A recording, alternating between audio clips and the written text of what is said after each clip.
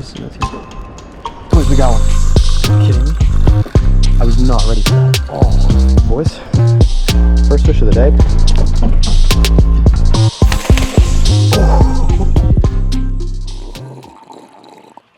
Nothing better than starting the day with some coffee in a jar. Today, the plan is take this tuna from September, which unfortunately just didn't keep super well. It was a little bit mushy and it's not really great to eat. You can kind of tell by looking at it, it's a little bit brown. When it gets like this, I like to use it as bait for the striped bass. All right, so I'm going to cut this open here. Didn't bring a knife with me, which is just so dumb. All right, I'm gonna start off by getting a little chum slick going. I'm gonna dump the juices in. And that's really gonna get the fish fired up, getting those juices in there. Now, taking my scissors here, going to remove a good piece of bait. I like to use strips about this size. I take a pretty big circle hook and I'm just gonna feed it through the strip. Kind of something like this, up on the line. You can't really see the hook super well. You can kind of see it, but it's not that easy to see. And then I'll let this kind of dangle off the side of the dock. The hook is somewhat hidden. You can see the hook point, but I'll let this dangle off the side of the dock, just maybe a foot or two off the bottom. Striped bass comes through, eats it, and he's on. Not a very long leader, 25-pound fluorocarbon to start. I'll lower it if I'm not getting any bites. Got our tuna. Gonna drop her in. Yeah, it looks pretty dang good to me. I think it's gonna happen. So that's gotta be bottom right there. Let's see where we are. A little deeper over here, kind of maybe it'll be coming through. A little heavier in this general vicinity. Yeah, it's a little deeper right.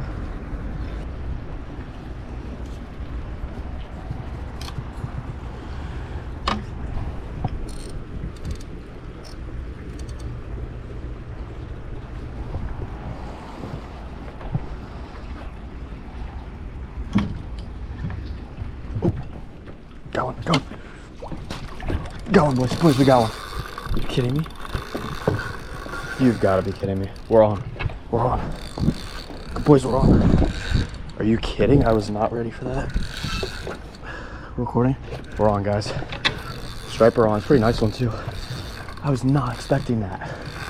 I was not ready for that at all. Holy smokes, y'all. I was not ready for that. Feels like a decent one, too. Not huge, but I think it might be slot, honestly. Pull you guys a little closer. Oh my gosh, he's right here. He's getting me stuck in stuff. Oh no, he's all wrapped up. Oh no. Stay out of there, yeah. There we go. I gotta tire him out a little bit more first. Once we get him tired out, we'll get him up on the dock here. It might be a little over slot, honestly. Might be just a little over slot. That might be a slot. That's gonna be close. I literally hooked that fish with my hand. I was trying to set it up. Oh crap, we're getting a little tangled up here. Oh crap. Just let him kind of get tired out. That might be a slot. He's hooked pretty good. Hooked pretty good in the corner of the mouth here. There we go. There you go, I got you. All right, that's probably just close to slot or maybe just shy. He looks like he's probably just a little short, honestly. There we go, boys. First fish of the day, probably a 26 incher, 27 maybe. Let's get a quick measure on him. That's pretty sweet. Quick measure on this guy here. So let's see what we got. Closed mouth, right about there. Pinch tail. Oh, he's gonna be really close. I think he's just barely shy.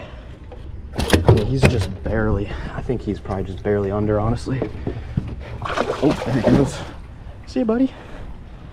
Shoo, y'all, that was fun. I was not expecting that to happen so fast.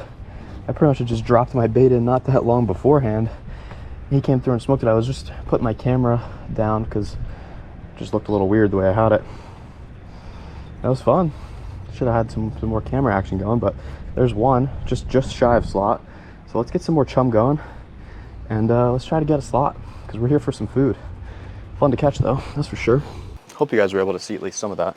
Let's get another piece here. I'm also gonna throw some small pieces of chum in just to kind of get them fired up. Just kind of get that scent in here, because you gotta strike when the iron's hot. Something is clearly going on right now with the bite, so we gotta get the bait back in there and try to get on some more stripers here. Just gonna throw a couple more small pieces in. We're gonna take this piece right here, go get it on the hook. All right, so taking my circle hook, I'm just feeding it on, just like you would like a Senko or a Texas rigged fluke or something like that. Just Texas rigging it, just like that. The spot seems to be providing, so we're gonna get this in. Drop her down. Didn't have it, it's not really even that deep right here, so they're clearly sitting in shallow water, shallow enough water at least. So I'm gonna throw a few more small pieces, kind of rip this apart. Just throw some chum around, get them good and fired up, get one to come through. Kind of save some of this too. We gotta save some of this chum. We don't want to be going too crazy, but that was fun. I can't believe we got one that quick. That was the first couple minutes of fishing here. All right, let's hold off on throwing any more chum for now. We got some bait out. We're going, we're fishing.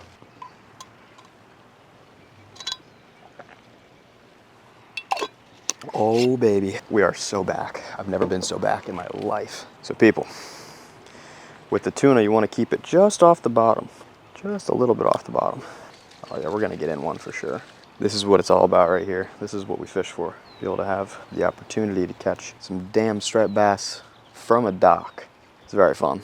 I like to keep my line in the shade because if you put your bait in the sun, they got a better chance to see your hook and your line and everything.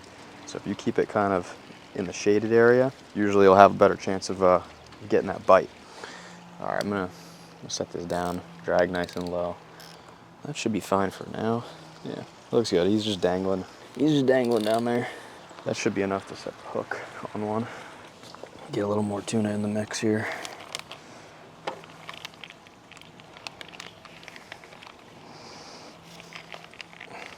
We got one. Yep, we're on. There we go. There we go. We're on. What do we got? Is that even a bass? Yep, it's a bass. Boys, we are on again. You've got to be kidding me. That took not long at all. This one looks even smaller. Yeah, this one's not a slot. Oh! Let him tire himself out a little bit here. Holy crap, guys. I was about to throw some more chum in and then look back and we're on.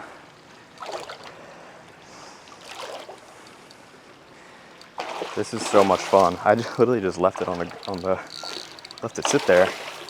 Probably like a 25 incher, 26 inch maybe. He's definitely shy of that slot range. I'm not really trying to horse him. I really should have brought a net, but I don't have one with me.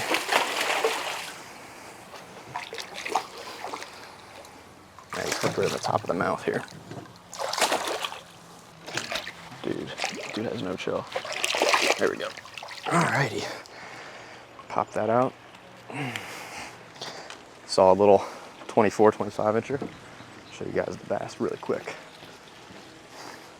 Solid striped bass. There we go, people. Whoa. Oh my goodness.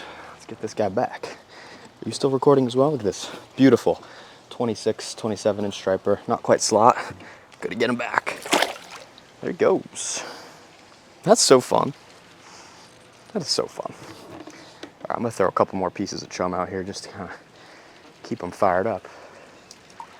Just look back over and my rod's bent. Probably could have gotten pulled in there. Thank God it didn't.